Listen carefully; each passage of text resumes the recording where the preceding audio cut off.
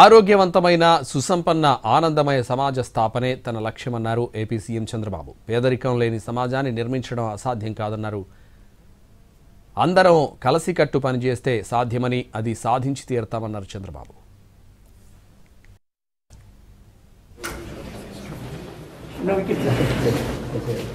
Lower than most international hospitals, although we do. Wealthy, happy society నా ఆలోచన.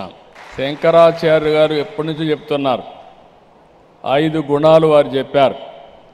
ఆ 5ట్లో కూడా పేదరికం లేని సమాజాన్ని చూడాలనేది వారి కళ, వారి ఆశయం, వారి ఆశీస్సులు.